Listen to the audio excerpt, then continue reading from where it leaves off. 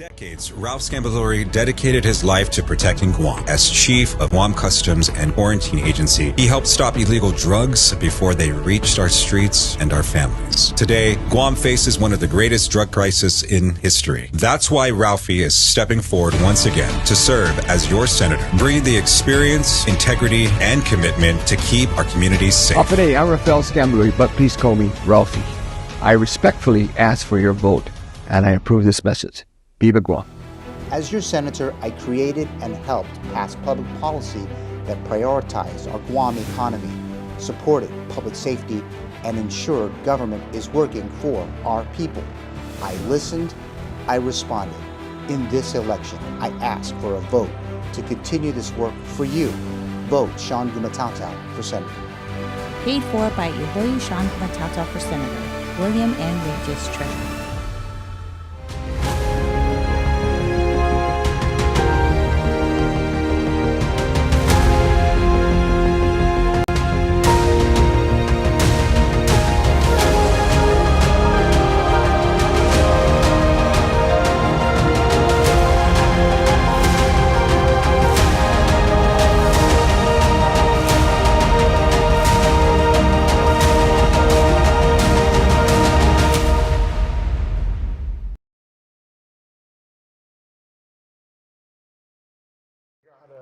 Do two mics. Okay. So there's the one.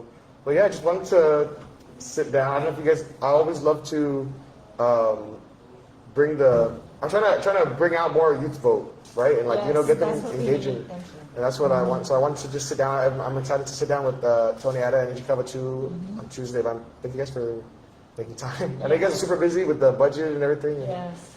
Yeah. So. No worries. Yeah, thanks for having this. This is great.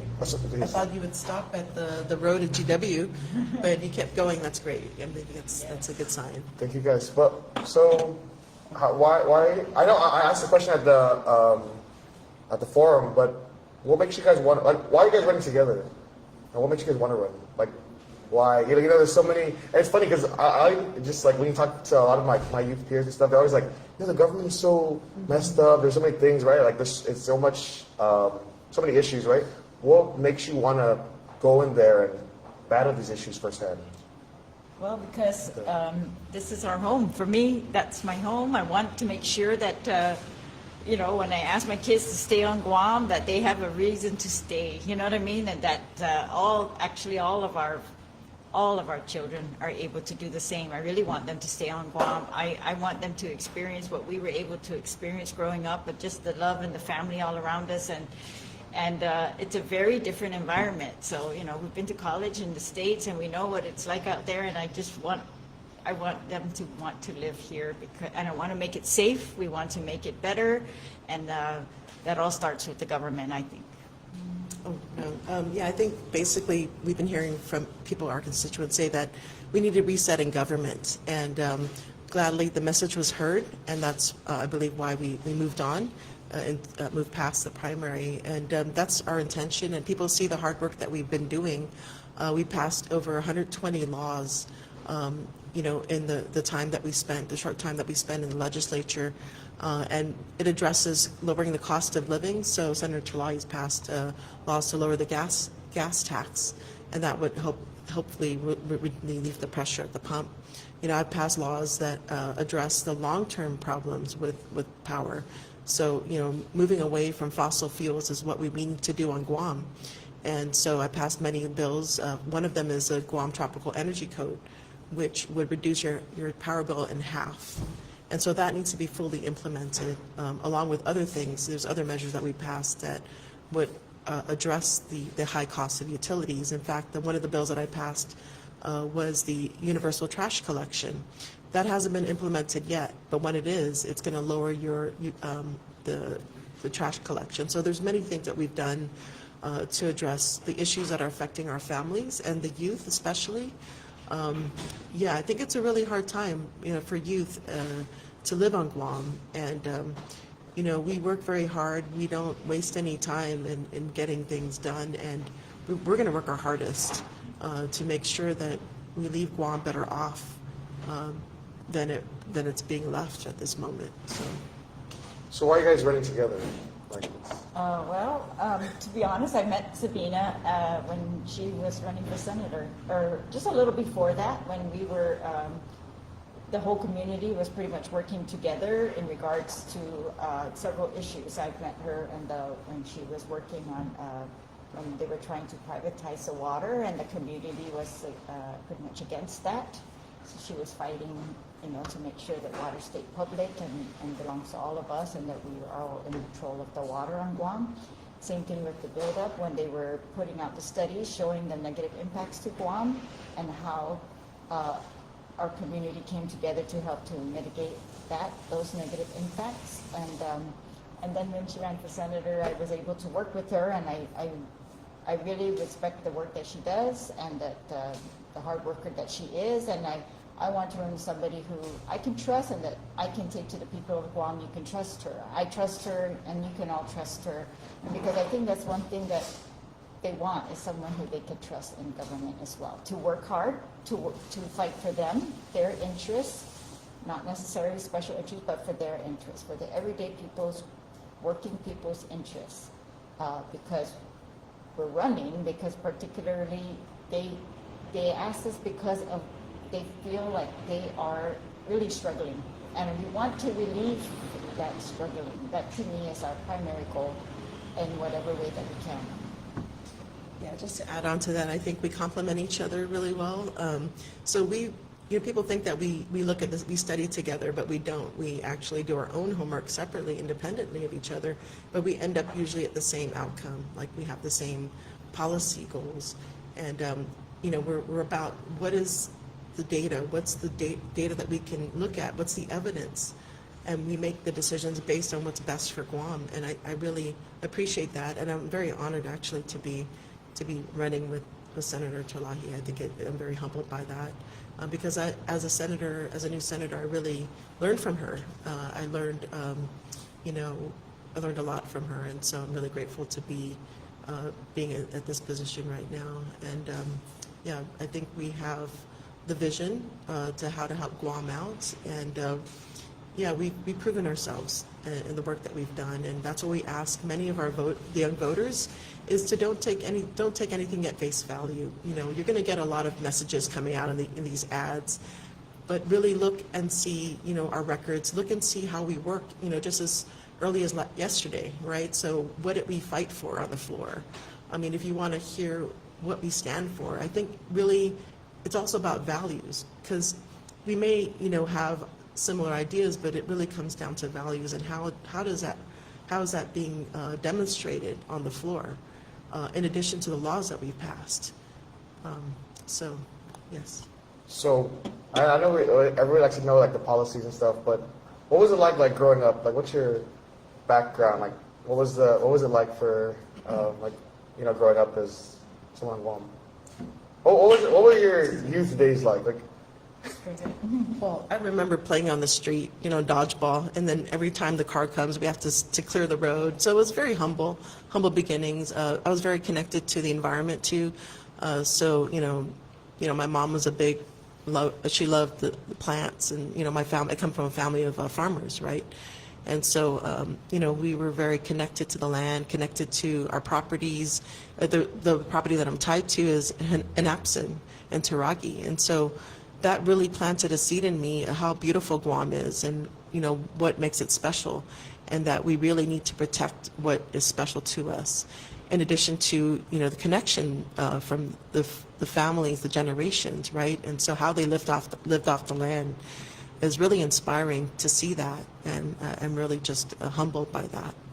Yeah, so I have a large family, like 8 brothers and 2 sisters, so there's 11 of us. Oh, that's like me. I have 11. Yeah? I'm the oldest of 13. Oh, wow. So that's big, right? So it's a whole other world, and it's super fun. I always think I had a great time, because having that many people, you're older, so you might be different, but I was a little bit, the 4th oldest girl, so you have responsibilities, but you also are kind of like cushioned by all the others. In the middle. Yeah, they're busy with the young ones, and we're running around doing whatever we want, pretty much.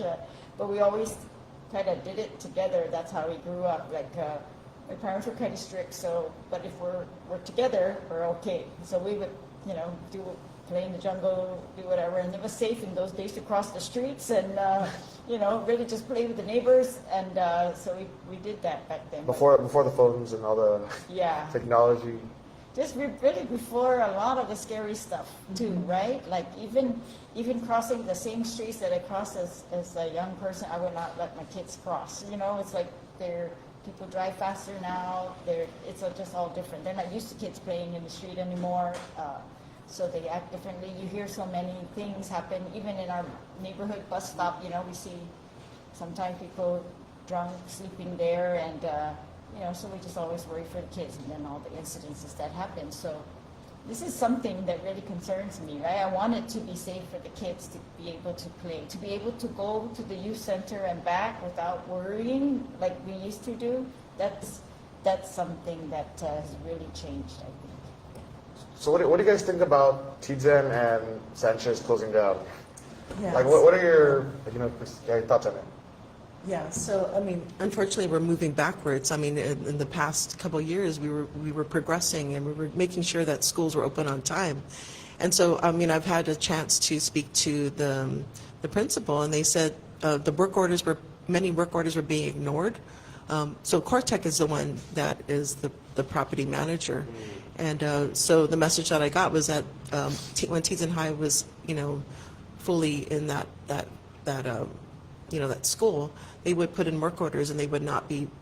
They were slow to respond to them, if at all. So there was an issue with that, and it really came down to GDOE maintenance having to fill in those gaps. So there really needs to be more accountability when it comes to holding the contractors, holding them accountable to ensure that that we meet sanitary requirements. This is a huge problem and a huge issue. And it's so disappointing that it set learning back a little bit for the students, especially two schools. That's unbelievable, especially when you're in a double session. It's almost like public health demands are going to be high because we're doubling up in one facility. So it's very frustrating because we got a lot of pushback when we try to make sure that sanitation rules are going to be implemented sooner rather than later, because we want the kids to be safe in the schools, and we tried to give them all the resources that we could to make sure that they could get up to those levels. And the parents went way out of their way to make sure to help the schools, and everybody really did. The school aides were painting, everybody was doing different jobs to come together and get these schools ready. So I hope that they can remedy that as soon as possible. I want to push that. I want them to enforce what needs to be enforced with these contracted schools, right, where they're paying a lease or paying for maintenance. But I know that the GDOE facilities team has their hands full all around Guam. We've actually tried in the past years to boost that team, to rebuild a maintenance team for GDOE, because it had really gotten so low, right? So few, and we wanted to rebuild that. So we've been funding that to rebuild that capacity in the DOE, because they're very capable. They just need the resources. And so we did this maybe a couple of years now, but I'm not sure that it's at that full level today. In regards to Sanchez being rebuilt, that's going to be a priority of our administration. So procurement, I think we have the institutional knowledge in regards to procurement, and what we see was a lot of mishaps and improper handling of the procurement. If you were following the news on it, and so we really need to put the competent people in place. Take politics out of procurement and put in the professionals to handle that. And so that's going to be what our goal is to get standardized procurement. I know procurement is not a very, they say it's not a sexy word, but it affects everything in government. And we need people who are trained, first and foremost. You saw that in getting the road paved, right? Yeah. Like, we're waiting for this and that. There's a lot of pushbacks. Yes, and so I think that's one of the things. So our list of priorities really has to be a list of priorities, right? So that should be something that the community can see. What are your priorities? And they can track. And if priorities change, for example, something gets more dangerous than it used to be, maybe it needs to be bumped up. That should all be so very apparent to the entire community. So nobody's guessing, nobody's waiting. You'll know exactly how long you're waiting because of the limited capacity of DPW to even pave roads, right? So, yeah, first that should be transparent. Second, it should be, I don't know, if they're going to negotiate with companies, they should do it in accordance with the law. And if they're trying to go outside of that, that's just another delay. That's kind of what's happening with the San Sanchez right now. They want to change it in the middle of negotiation, what's going to happen there. But we've seen several protests of the San Sanchez, and each time, they've kind of had to start again. And so that's the problem. And we feel like it's not a matter of, like, are we putting enough money there? Money was not the issue. The money's there. It's a matter of, are they trying to delay this for some other reason, like to change the law so that they can get a greater amount versus the cap that's in the law right now, or other things? I know that there is a temporary campus now that they're trying to establish up near the old Simon Sanchez, a Guam Housing Corporation property. They're going to put in temporary buildings. This is a GDOE solution. Apparently, they said they had FEMA money. Yeah. So they announced to us they've got the FEMA money. They wanted the authorization to use the land, and they're going to do that temporarily. But that's not going to resolve this closing of the Simon Sanchez Tizan High School campuses right now. So that is just going to take immediate work by the contractors and DOE maintenance and everybody involved. That we're just going to have to focus on that and get that done.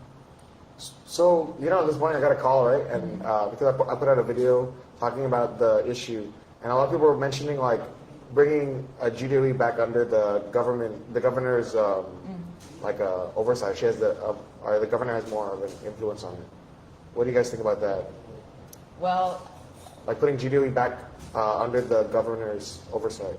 I don't know if you know, but so this where GDOE is at right now it evolved there.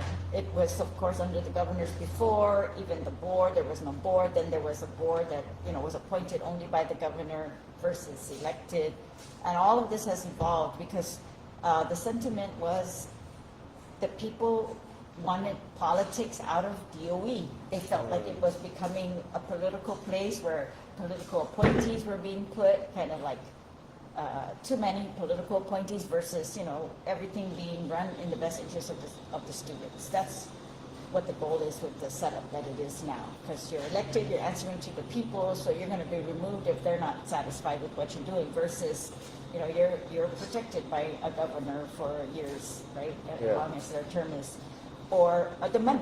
And so everybody knows that GDOE also has the biggest finances of the entire government of Guam. The biggest grants, the biggest general fund money. We have a special fund. It's all the real property taxes are dedicated to education.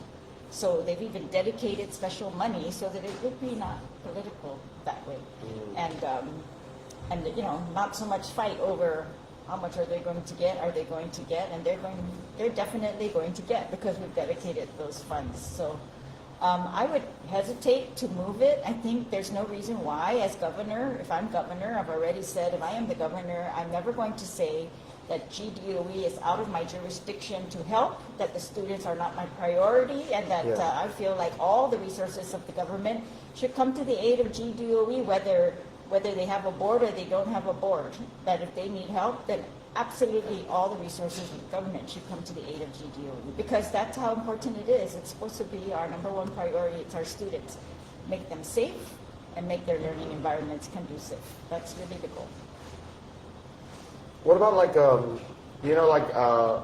tourism? A lot of people are saying tourism kind of like it's dropping. How can we help?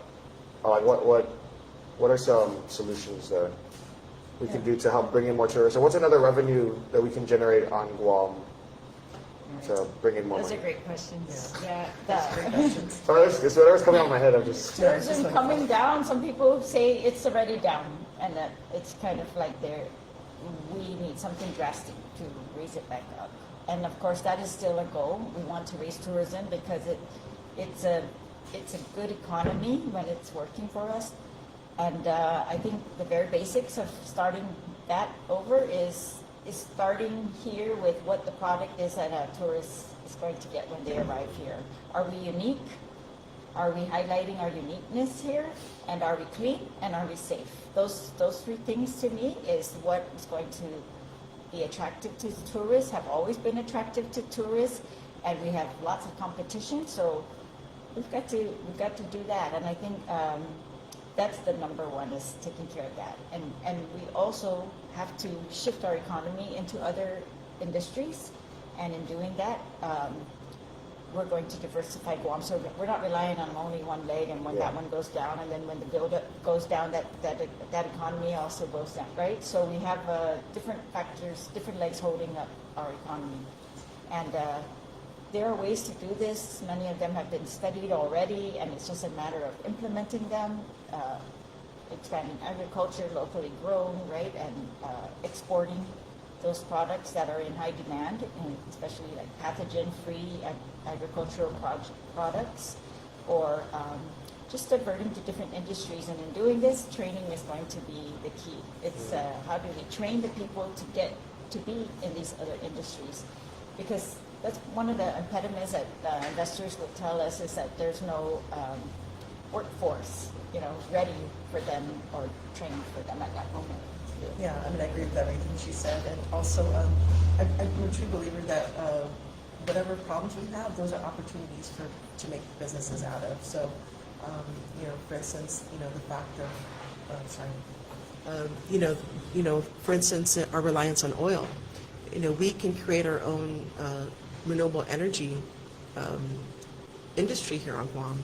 So we're solving our problems as well as creating potential exports, which is going to increase our economy. And so we really need to do this very quickly. We're told there's an economic cliff that's going to happen when the military buildup ends.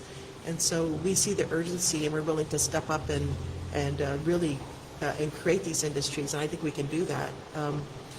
Export economies is what we need, and tourism is part of that export economy, because we're exporting an image. And so I agree that we need to really, fix what we have here, safety, the beauty of our island, the abandoned vehicles. I mean, I passed laws to address illegal dumping, abandoned vehicles, and I'm really excited to implement these solutions at the level, at the governor and the lieutenant governor level.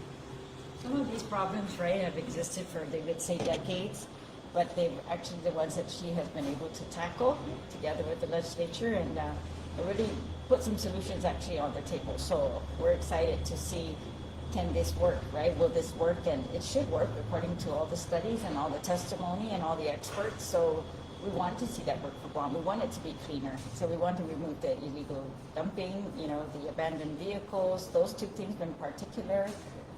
Huge complaints, the road, the potholes, but tourists are driving, and our locals are driving, of course. We feel like, making things better for the locals is going to make things better for the tourists. It's a symbiotic relationship. We got to improve the quality of life. Absolutely. And then I can also add, one of the biggest problems we have is capital flight.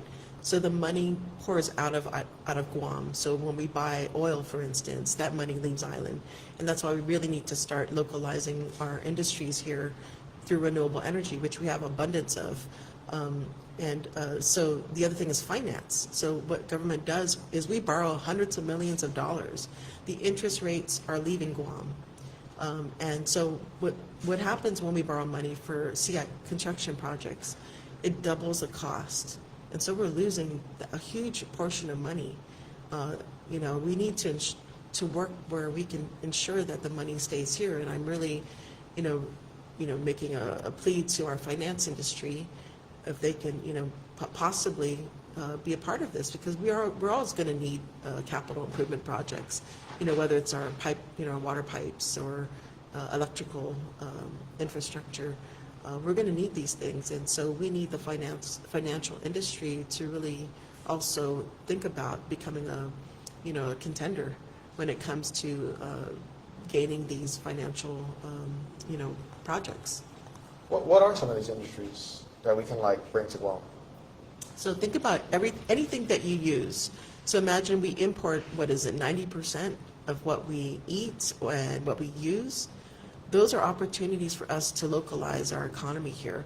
So we're talking agriculture, we're talking, renewable energy, we're talking, slaughterhouse finance. Slaughterhouse, they slaughter it here, we use the Yeah. products, right? We grow the eggs, and our families have been doing that. And those things just make it into a commodity that, can really sustain our people. Yeah, construction materials. If we can produce our own construction materials here in Guam, that will lower the cost of building homes and make homes affordable. I know this is one of the issues that many young people face is, how can they afford living, moving out of their family, the parents' home.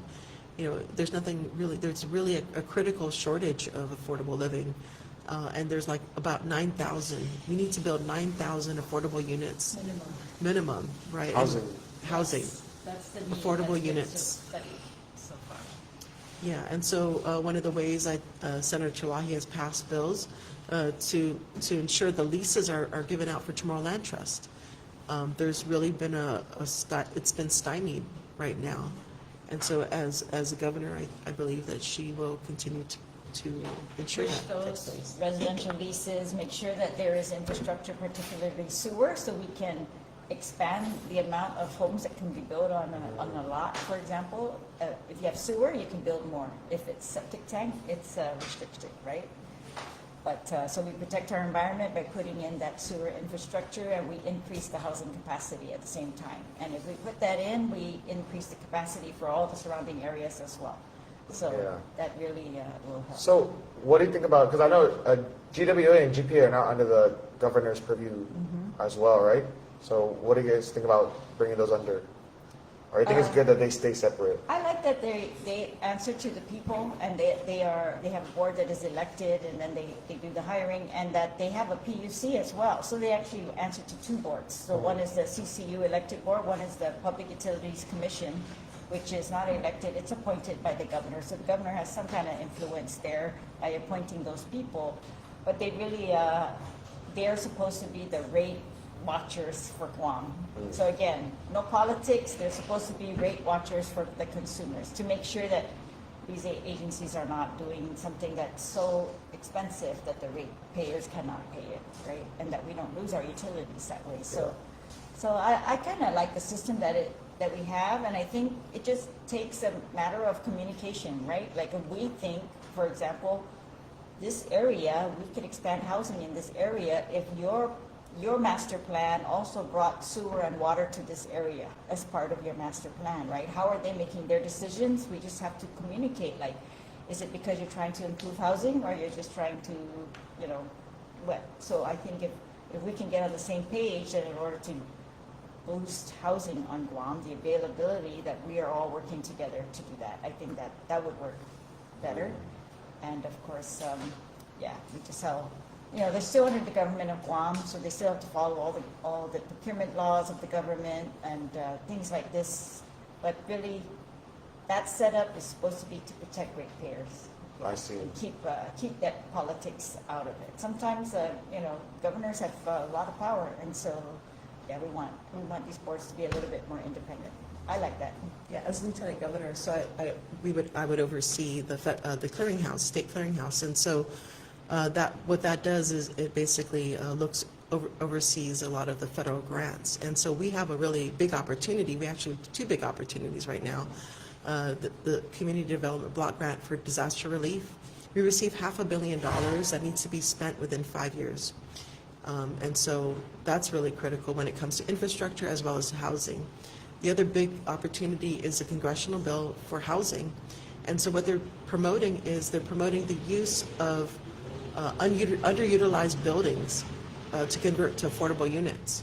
So imagine, look at if you just drive down Marine Drive, you'll see some vacant buildings, right? Vacant properties. We can, leverage the federal funds to build affordable units. And also because the reason why I'm saying that, because the infrastructure is already there most likely. So, let's leverage whatever resources we have at this time. I have a question for you. Yes. So you said in the beginning that you're trying to get more young people to vote, and I think that's an excellent goal. It's really needed, because if you look at the statistics, they really are not voting. in large groups. So, for example, there was the largest percentage of non-voters is the On the Democrats, 18 to like 25, yeah, and then Yeah. right after that, all the way to 32, they're the non-voters. But so increasing 18 to 25, what do you think would help to do that? This is a question I'll be asking because it's a question that like everybody's been kind of asking me, Yeah. right? And I feel like the biggest issue with a lot of young people is I feel like the biggest issue is that a lot of them they don't see the relationship between politics and their daily lives, right? Because I always say it a lot that a lot of young people a lot of the issues that we face in the government, it gets buffered by their parents or people that help them out, right? So a lot of expenses doesn't hit them directly; it hits their parents. And then a lot of us always ask for gas money. We ask for money to go get McDonald's or something like that, right? And that's one thing that I want to push as well. Is I feel like a lot of them they say they don't care, but I want to show them the correlation between a lot of my friends here are all basketball players. So I want to show them the correlation between how the government provides our basketball gyms, how we make it better. So like in Agate, the gym down there was down, there was no water, right? But everyone's still playing basketball, so we always had to like buy a case of water and bring it, right? And they don't, I always try to explain to them that the politics is what fixes these things, is what improves these things. The priority list is a political list sometimes, Exactly. right? Yeah, so that's, we agree. We've seen this so much that, yeah, I agree with you. That's excellent, because it really is what the priorities of the government are. That is what you want to have an influence over. Yeah. And you want to make sure you're heard, and I applaud your efforts in that. Thank you. Yeah. But I wanted to circle back, and this is like a question that I always had, coming from GW, right? Is there was a lot of teen pregnancies. Well, there's two. A lot of teen pregnancies. Just I feel like I've been noticing a lot more in general, and then a lot more like drug use within the school systems, even all the way from not just high schoolers, but even elementary and middle schoolers. So, what are your views on women's reproductive, like those healthcare and stuff? And then also, how can we combat the drug use in the schools, like smoking, vaping, marijuana, and those things? Yeah, so I'm not going to take a stab at this. So I did, Guam has the highest rates of teen pregnancy for a long time. And, we definitely I passed a resolution that providing, basically urging the board to provide equitable solutions to women who are pregnant, right? And at the same time, encourage early childhood literacy. So this is a captive audience, right? Because we're seeing that children who are not exposed to, they're in a literate poor household, it really affects it sets them up later in life. It actually doesn't help them, right? So they enter school not prepared to enter school. And so the sooner that we can reach these parents and encourage them to promote literacy with their children, I think it's a way to break the cycle, right? And it could help transform our society. And so, we really, I've also been in meetings with DOE regarding, promoting healthy relationships, right? We really need to promote a curriculum in regards to healthy relationships, emotional intelligence, so they can resist, any negative influences in their lives. In regards to policy, I passed laws to decrease the access to vaping. And so several laws, right? But there's more that needs to be done. One of the things that is found to be effective is taxation. And so right now, there's a gap in, taxation of vape products. It was put on hold. I mean, it passed, it was vetoed, and then it wasn't, there was a hold on that. And so we really need to, decrease the access. Basically, it's about decreasing the access to vape products, having a really robust prevention, program, as well as student wellness. I think 1 in 5 youth have some sort of mental health issues, and it's not helped by the prevalence of social media, AI, all of these things. When there's no safeguards in them, they actually have negative effects to our youth. And so this is what I said earlier, like the youth are really struggling. because of all these advancements, so-called advancements, which are impacting their mental health. And so, you know, when we talk about the budgets, right, oftentimes I've been in several budget cycles where the health department gets shortchanged consistently. And so we have to fight, Senator Therese and I have to fight to ensure that they get the funding to address not only prevention, but also, you know, treatments, interdiction. So, you know, we were able to overcome a challenge yesterday. We were trying to increase increase the penalties for infractions of tampering with seals, like custom seals that can potentially be, you know, drug importation, right? So, you know, we have to fight for these things when we think it should be automatic, right? And so really, if we're going to address these issues, we really have to be consistent across the board with, you know, as policymakers. I think women's health on Guam has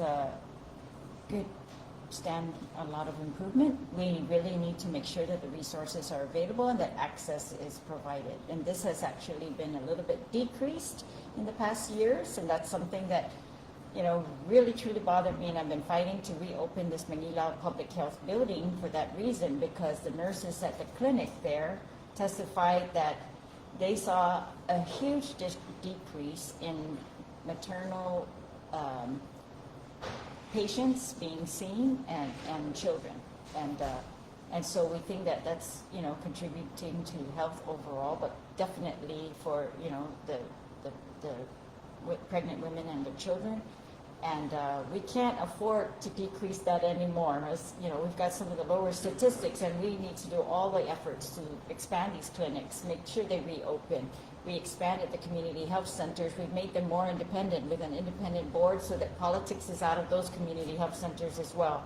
We want them to operate with, based on what the needs of the community are, not what one particular person needs, but their community, so that they can expand services for women, children, whichever way they need. If they need urgent care, they're able to expand to that as well. So expanding those services is one. I think we're finding a lot of these children, you know, we have a foster children issue here on Guam, meaning there's just so many. There are over 600, and you know, we don't have that many foster parents to take care of 600 children, and that the fact that we have them is what needs to be addressed, and how did they get there. And so one of the largest causes, according to what we've heard in testimony, is drug use. So it goes back to your question again about drug use, and all of this is tied together. Like health of our women and our children is sometimes correlated with drug use, and that's a big cause for the number of foster children that we're having. So that's why we're trying to be very tough on, they say tough on drugs, but it's coming in, and so we need to stop it. And so we are trying to be very strict with our enforcement measures at the port. Anybody who violates customs, you know, locks. And I'm also trying to implement more things that are implemented in the other U.S. ports to ensure that there is no tampering with anything inside containers prior to them, you know, customs being allowed to check that out. I think we're going to hope to prevent contraband that way. Okay? I think it's, yeah. Well, I think our food is, I was like, he's like, but so, have you guys been here before? Yeah, yes. But, ooh, that's so beautiful. Beautiful. Can the camera see this? This is beautiful. Oh, thank you. This is the spicy? Thank you. Yeah, so I tried this before in a video. I did a video. This was really good. Oh, that looks fantastic. That's chicken? This is, Then? no, I think it's shrimp. Oh, wow. So it's coconut, yeah, it's coconut shrimp. Oh, It's supposed to be masubi. This is like a masubi on steroids. I gotta show It looks that. fancy, yeah. Oh yeah. You guys want waters? Yeah. It's 3 waters. Water. So 3 waters. So you get. Yeah, if I could just add to the younger generation. I know, you know, I just want to share some of my story. I wasn't political always at this, you know, before I became a senator. You know, I was a medical technologist, the reason I chose that is like, I didn't want to really be out there in the public. So I wanted something that was more, to match my personality. And then eventually I became a diabetes researcher. And then when I moved back to Guam, I became a teacher. So sometimes you don't know necessarily what you're going to do in life, and it's just continue to explore, right? Explore what really, drives you. And so what happened when I came to Guam, I was taking this one class in the States. It was permaculture, and I learned about, something called water privatization that was happening in South America, and to hear that all the havoc it created in Cochabamba, Bolivia. And then it wasn't too long when I heard Guam was going to do the same thing. And so I was really alarmed about that. And, so coming from a very private life, kind of inching out my way into more of a public life, right? And so I called the senators at the time, and I called the CCU board at the time. I said, okay, this is not a good policy. Don't do this. This is really bad. Nobody responded, right? They didn't respond to this, and said, okay, I need to come back so I came back on a 3-week vacation to do a grassroots campaign. So I just wanted to educate the people about what are the issues with water privatization. And, thankfully, the community heard the message. It's like, at that time, many things were being privatized, like the GTA, and then I think GPA was going to be privatized at some point, and then the water, and the people heard the message is not our water. And so thankfully, Guam was able to stop the second largest water privatization attempt on U.S. soil. And so things like this, the reason why I'm sharing this story is that, maybe there's an issue out there, there's many issues on Guam, and there's something that really catches your attention.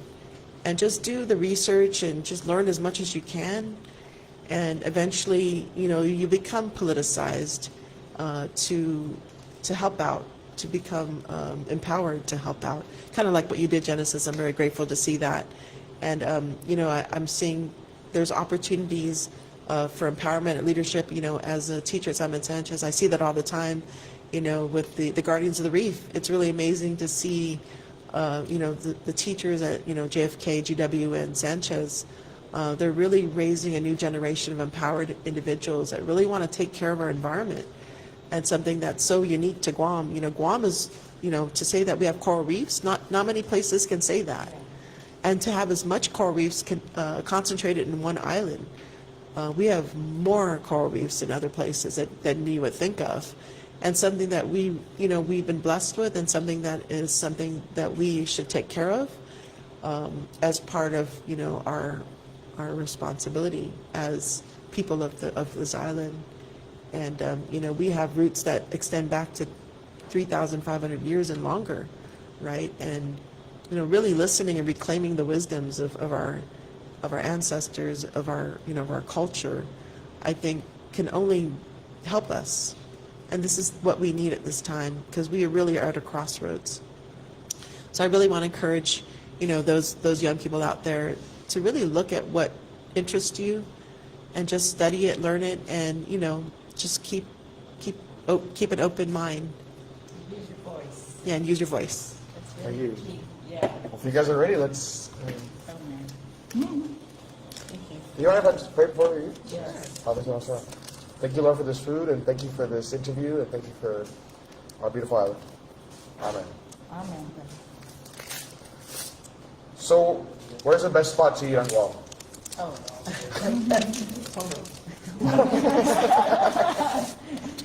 Not sponsored. Or what are your favorite kind of foods to eat? Oh. Like, are you guys big I love sushi, fish. poke? Yeah, I like all of that. I think we grew up with that, right? And every kind of fish. Fish is a little bit harder to find now, not as often. And so Really? our fishermen are sometimes, they have challenges of their own. We've created preserves that, kind of lock them out in attempts to grow the fish. Some of them successful, some of them not so much. We also have other activity where their access has been limited in many, many spots. So they're kind of pushed out further to a little bit more dangerous spots. That's what the fishermen are concerned about. And So they don't want any more reduction of access areas, and I think we should, help them in that way. We're trying to get a dock, a pier to be built down on the western side, the eastern side, sorry, because of, there's none right now, so there's no way to rescue somebody on that side, and for the fishermen to go out on that side as well. So that's been like one of those things that since I became a senator, different agencies said, we're going to do this, but they didn't get it done. And I very much intend to get that done because I think it's a safety issue for rescue, and it's an access issue for our fishermen. Yeah, and that's how we preserve the culture. We have to allow them to practice it. We have to. Does Guam have an issue of like endangered, fishes or species? Do we have an issue that, especially with like I was thinking about Moana. You know how Moana they overfish and they take out all the fish in the reef. Do we have an issue like that as well? Or is that a? I've seen instances. Well, I know there was the issue with the scuba fishing, right? To use scuba gear for fishing, and so what that does. So the Department of Ag has been doing studies, and so they'll tell you which species are kind of suffering, and which species they're recommending we should lay off of, right, for a little while, make them rebuild.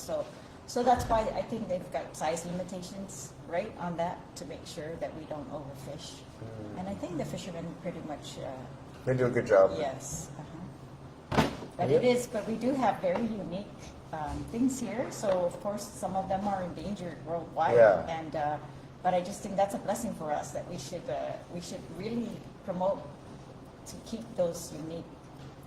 All our land, unique animals and plants, our unique species in the oceans, because that's to me, everything that makes Guam unique makes us, that boosts our capacity for tourism, I think, right? And there, like she said, there are not many countries that have these beautiful reefs. That's actually not that common. So ours are really, really accessible, beautiful, warm. It's not a challenge to really enjoy them and learn about them. So I like that part. Yeah, I think one of the biggest things affecting fisheries is the climate change. So that's been, I think, steady. On Guam. Yes, I believe so, and also pollution. So those are issues that are impacting our fisheries.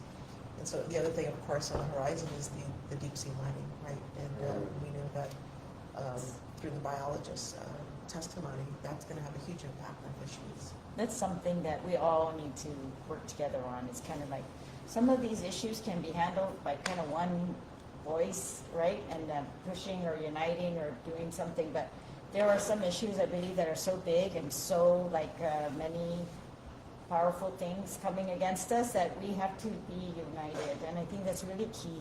And so I'm really hoping our entire island can put everything aside, unite on things like, we're not going to allow deep sea mining in our area because that will ruin our way of life, and it might even really affect our potential for economic security here, right? It might ruin our economy as well. So we have to be very careful about that. But it's a huge force moving very fast. There's a lot of work to do. Yes. Well, I So guess. many things. That's, Okay. very I don't know. I was delicious. thinking, how do we eat and talk? I know, right? That's One So hard talks- part. There's so many things I want to ask. We but- alternate. One talks and the other one eats. It's very delicious. good. Very fresh. Yeah, come down. Yeah. Glad we have this to ourselves too.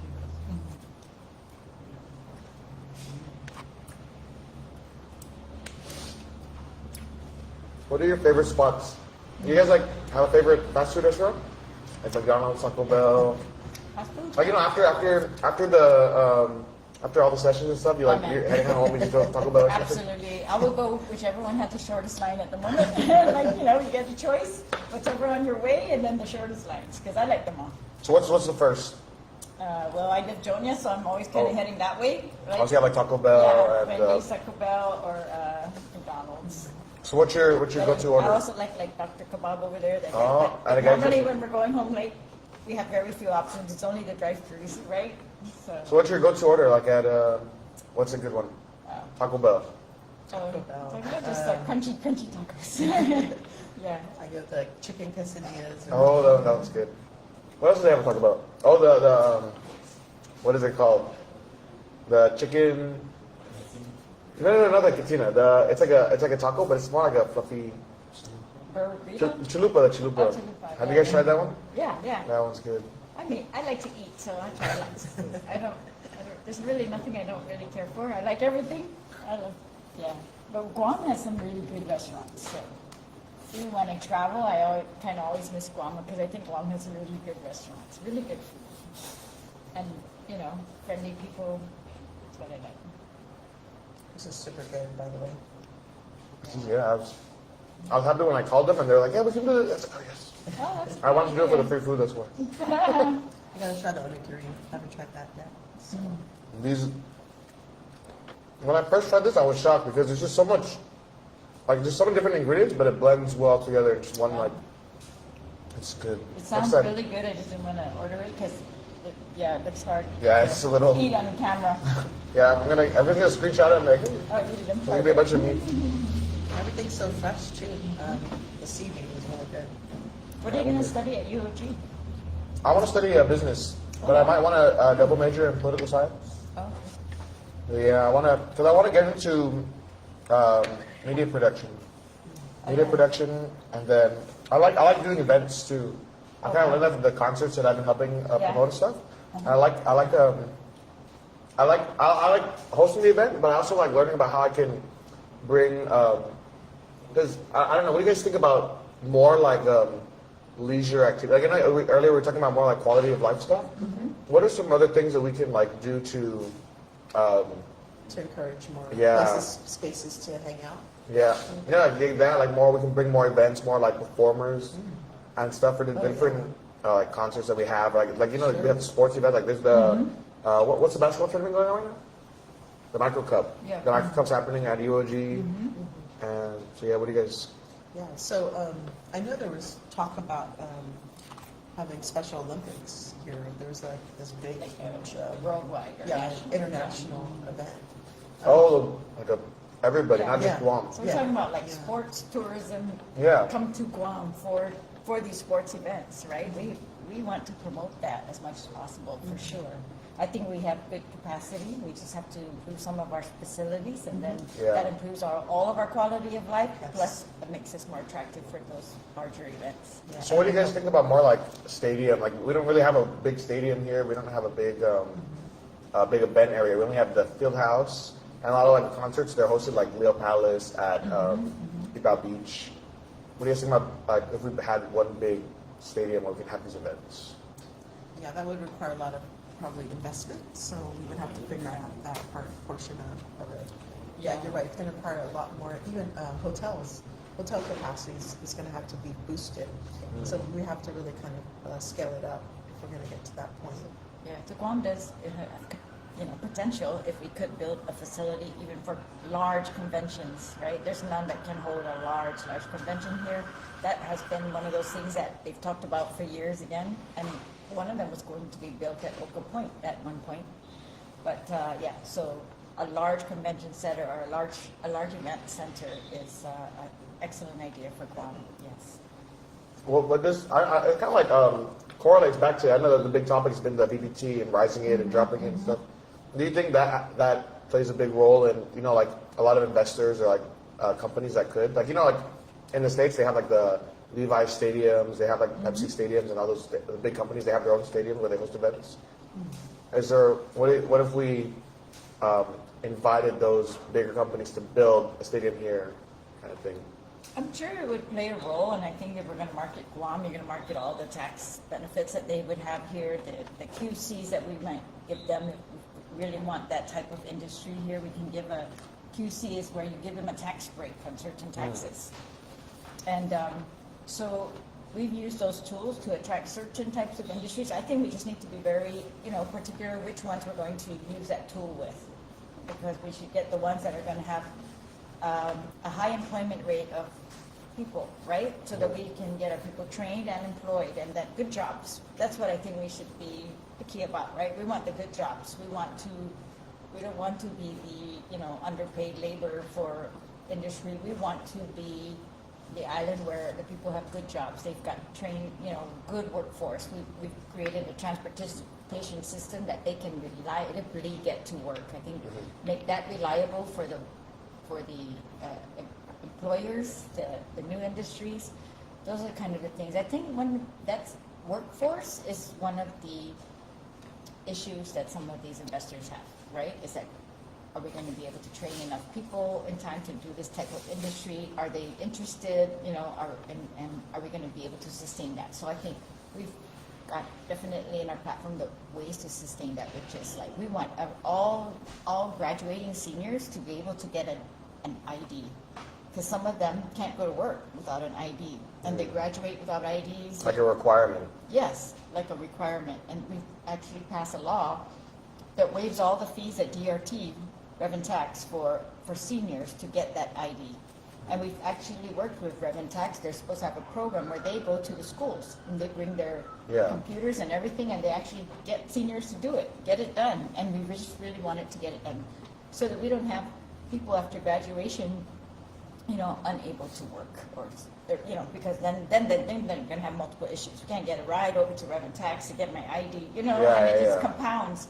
And so we've done that for seniors, for foster children, for those in the court system. All of those people should be able to get ID so that they can get whatever services they need, and they can also be able to work in transportation. And so locking up transportation that's reliable, getting the most populated areas on Guam to the, where we want these industries to grow, I think that's doable.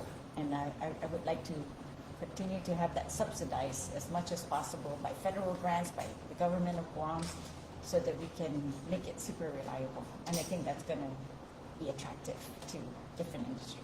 Yeah, and if I can go back to your question about how do we invite people to come here, the sports tourism is just part of it, right? But, if you think about, when you go back to tourism, and we want to rebuild our tourism economy, I think we have to have tourism with a purpose, right? We want to, bring in guests here that want to come here for a reason. And so I think that's where, what you can maybe help out with is, for instance, what I see in, let's say, in other places, they have October month is the time where people can come visit the artist studios, right? And so we can have a month in the year where we have artists exhibit their work, and that hopefully we can draw people. And the other thing is, tying in with the ecotourism. So I know in other places there's these hikes, there's these long hikes, like in Spain and the Philippines, or what have you, right? So Guam, we should host, we should have a hiking, develop hiking trails and, time to hike here on Guam. So those are events that people can come to, and we're attracting people that are ready, want to do these things. I know I think in the Bahamas they have this event where they do sports diving, and it's supposed to be the Olympics of sports diving. So maybe we can create an event that's unique to Guam, similar to that, right? Maybe it's about snorkeling, a snorkeling event, a massive snorkeling event of some sort. So we have, we really have the palette to create these events. Perhaps even creating, I even thought about, having contests where we invite architects of the world to develop, these structures here on Guam that could be in our different parks systems, right? How cool would that be? Come to an event where architecture is being created. I'm sure there are a lot of people out there that would want to visit something that's unique, right? Something that's special, and it would naturally draw people rather than subsidizing, right? There's a big question of whether we're, how are we getting a return on our investment by pouring taxpayers' money into subsidizing, airline tickets? Why don't we just create an environment, attractions that are going to bring in guests, bring in tourists, because they want to see these things, right? And so I think that the limit is what we can imagine and what we can produce. And I think with the young generation, I know there's a lot of artistic. There's a lot of artistic talent in our youth, and I see it. I see it out there, but it's not displayed, right? And so maybe these are opportunities to really convene our talents and showcase what we have that we are, maybe shy to show, right? But we can develop these. But you're right, like what people in Guam are traveling to Japan, for example, to see a concert, or the Philippines. Yes, we can do that here too, right? We can make people want to come here for unique events. Yes, and so you see the, different comedians, they go all across Asia. Maybe there's a way we can ask them, stop by here too, Maybe there's an opportunity for some sort of, people that really who miss out on those opportunities in those different locations and might want to come here and it's closer than going to the United States, right? So really kind of connecting with those networks to create these opportunities. How can we inspire more young people? Just in our just in the public schools, how can we inspire just in general? What can you guys do to inspire more young people? I feel like I went to the they had the leadership meeting for all the administrators for GDOE, and that was a big question that they were wondering. So what are your opinions on it? So, for me, I think it's about, really diversifying the offerings that we have in the schools. If you're talking about educational curriculum, that we can do that. I feel that whatever they gravitate towards, we can create pathways to develop them so that they come out of, they graduate from school with a work opportunity. So those are pre-apprenticeships leading to apprenticeships. So it's really about doing a curiosity, seeing what their aptitudes are, and maybe allowing them to pursue those interests. So it's really about creating these pathways within schools. So I'm thinking about cohorts, like creating little magnet schools within a school. So let's say you want to become, let's say a scientist, right, or whatever, what have you. You want to do art. We can have small cohorts, like 20 of 20, rather than having a one-size-fits-all kind of curriculum. So we really can develop these. More like a charter school. Charter school with a DOE. So it's creating these curriculums within DOE. So you don't have to create charter schools. You can actually do it within the system. It's like, you have your college track, or you have your... like what TZEN does. Yes. TZEN has their career track. Yes, they exactly. have a police training, right, up there as well, and a career track. And so what we used to have, we used to call them we used to have VOTEC. It was only, tradesmen. But we've tried now, the system goes to bring that to all the schools, right? But I've been noticing that some of the schools utilize those more than others, and I think we really should make sure what's impeding some of the other students from getting all of that under their belt as well, and then others. So it's kind of like just growing those to different industries, ones that are more compelling, ones that are more necessary now. So we have to leave, there's more opinions in the school. It's like on the schools. Well, that's part of it, I think. But what we want to show them is that, to me, what would inspire them more is to know that there is a path, that you do this career, this is what your life can be like, right? This is a high-paying job. These are good jobs. These are jobs that will allow you to stay here, build a house, right? That's what they have to be able to see, like you'd say, connect that kind of, what doing this is going to get you here, and that's why I want the good jobs, right? I think that's how we're going to inspire them, by actually bringing them the good jobs, right? And showing them that this path is made for you, and we're trying to make sure that you can be successful in it. Like how the private schools have college prep. Exactly, yeah. And so, for example, Guam has high needs. Like, we still need a lot of nurses. We need, of course, any kind of medical professional, but nurses in particular. We need teachers. Like, how do we inspire people to become teachers, right? So part of that is just, showing them that this is, I know we have like clubs for people who want to be teachers, but it's got to go way beyond that. It has to show them, this is your path. This is the scholarships that we offer for all of you. This is the internship opportunities that you can have. These are the paid opportunities that you will have even as students, right? And I think sometimes them having opportunities to get paid as students, that will help. And that, of course, when they meet up with people who can be mentors, you know, who are more inspiring than any of us, right? Yeah.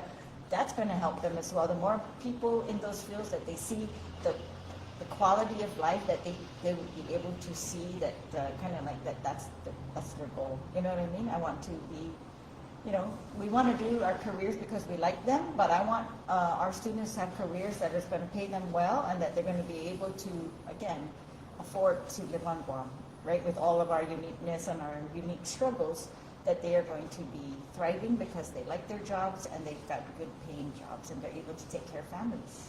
That's what I hope the goal will be, and that they can be inspired to see that all of those things can actually be possible for them.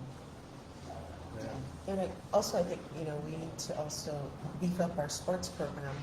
So if you think about a lot of our youth, or a lot of the Olympians are teenagers, right? They're getting the gold medal as a teenager. And so I think there's a lot of opportunities to really beef up our sports programs in our schools, so we can, you know, achieve, you know, more. I mean, we see that with Australia.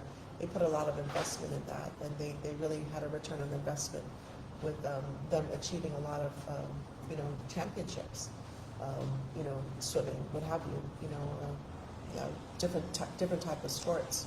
So yeah, I think anything and everything we can do to invest in our youth, I think, is really critical. Wow.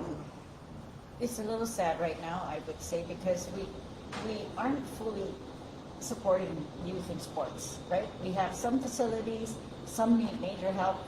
Our baseball stadium down, right? That's just taking way too long to get put back.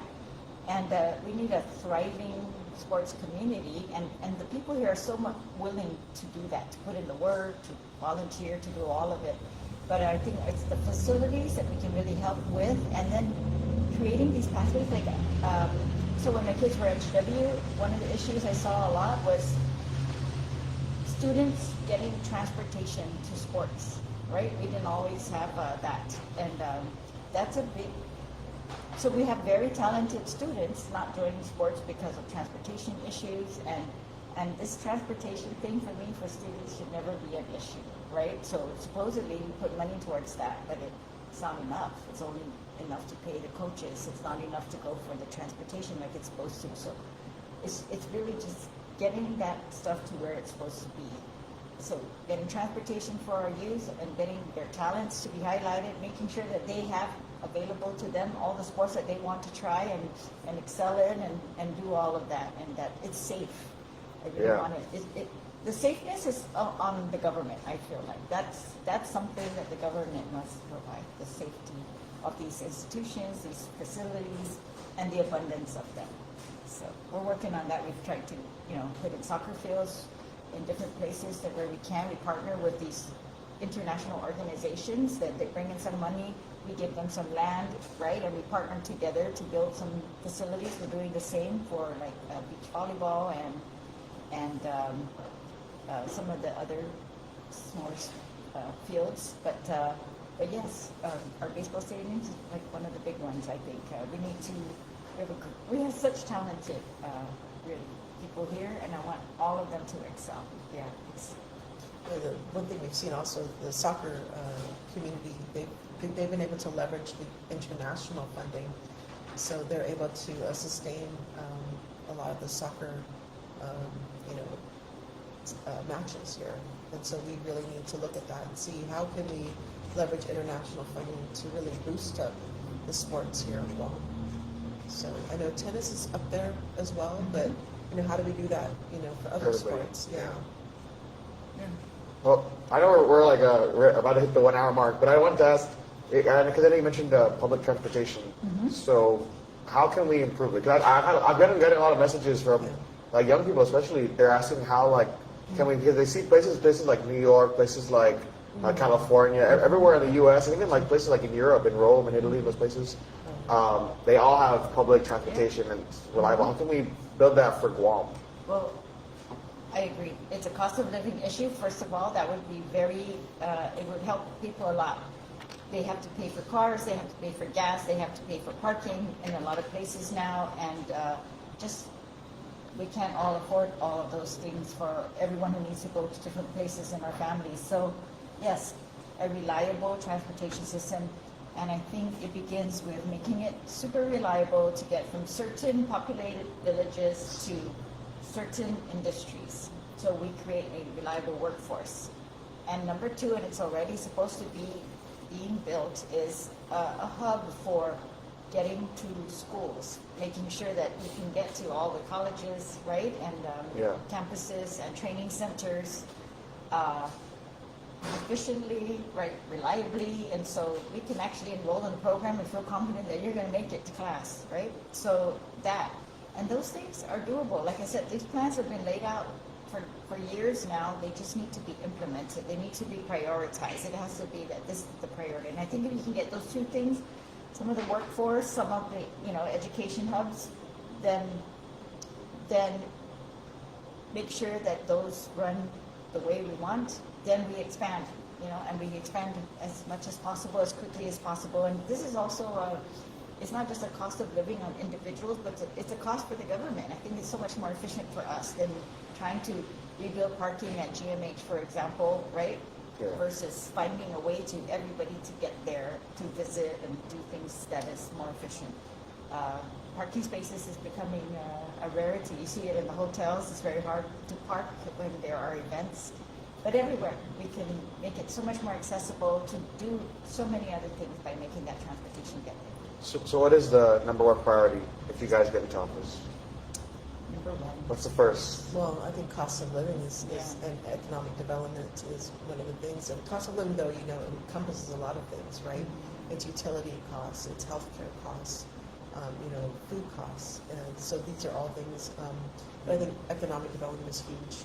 Yeah, so they work together, right? To improve our quality of life, we're going to have to improve our economy and make sure that's reliable, and then implement these things that make that economy again more reliable, right? Make the transportation more reliable, so that your industry is more reliable, and your education is more reliable, so that circle works, right? That we can build a workforce, we can train them, we can make sure that these are in good paying jobs, and then we can relieve the pressures of all those utilities and other costs, transportation. And also meth is, we need to stop the drugs. I think that's huge. It's Drugs is an issue as well. Absolutely. Huge issue. Yeah, it actually affects a lot of parts of our island. From our families and education and many things. So homelessness, like I said, the children out of their homes as well. All of that, and I feel like there are things that we can do to really hit that right away. So those, I feel like whatever can be implemented quickly should be done, right? Putting things in the government to be more transparent, to me, is going to bring in bigger and better solutions. As everybody knows exactly what the problem is. Nobody's guessing. Nobody's trying to hide the ball. It's all we're all cooperating to get that done. And we also are for good governance. So we are the team, I think, that is really going to look at, looking after the interest rather than the special interests. I mean, that's something we've always fought against. And that's what really derails us from really getting ahead, is when we see monies being spent, right, improperly or unfairly. And then we really need to really establish that foundation where we want to get rid of corruption, right? Get rid of corruption, because that's really what's holding us back. Yes, for example, you make a priority list for roads, which roads are going to be improved, and you're going to see that there's a limit there because that's the amount of funding that's available. And that, to me, is the problem. When you're not getting good value for your money in other places, you're not able to get more of that money and put it to these places that have huge needs that have been there for a long time. And so it's almost like we're trying to catch up, right, with a very limited pot. And that's why we need to diversify, and we need to make sure that we're efficient and we get value for every procurement dollar that we spend. It's taxpayers' dollars, and they should be getting the best value. Just like if I'm going to go shopping on my own, I want the best quality, best price. That's how all our procurement should go. But I don't know if you know this, but that's not how it's going. That's our we see there's definitely biases, like yes. Depending on who's the governor. Unfortunately, there's this patronage system. Like whoever comes in we see who's benefiting from those whoever gets into office. And Senator Therese and I are not like that at all. We're about like let's do away with that system. Let's look at fairness for everybody, so everyone has a chance and everyone can thrive here on our island. I mean, it's high time that we, our people have this opportunity, and that's why we're asking for your help. I think this is the real change that is needed, right? To break that patronage the party system, right? And we're really. I think trust is a big issue too. You hear it a lot in the Manamco. They want to be able to trust the people because they can't be vocal on every issue. They want to trust who's in there, that they're going to be looking out for their interests, right? As opposed to taking care of friends or whatever. That's very hard on Guam, right? Because we're all family and friends. But I think that's something that, like I decided early when I became, I'm a lawyer, so I'm in private practice. Then I became a professor at UOG for a little while, but when I decided to run for office, and I really took it really seriously, that when I walk into the legislature, I don't work for anybody but the people of Guam, not my family, not anyone in particular, but for all of them, and what is the best for the people of Guam in general, and what's going to help all of them. And that's what I try to do, and I feel like that's what we're going to do, if we are successful in this bid for governor and lieutenant governor. And I'm really very hopeful that the people of Guam are going to have somebody they can trust, somebody they can trust that's going to take care of them, put them first, and even that we struggle together, but they know that the goal is to relieve that struggling, that's the goal, not to take care of anybody else, but to make sure that struggle that they are bearing with is going to be relieved as soon as possible. Yeah, and you see that in our work at the laws that we pass. It's there for everybody. We're not, you can see special interest bills, that's not us. We're about, this bill that we're creating is for everybody. And it's not going to this one party or to help out this one person, right? So we're really about, let's make a Guam that everybody can feel like this is their home and they have a chance, right, to make it and to thrive. And that's what we want Guam to be, and not to benefit the one that wins, right?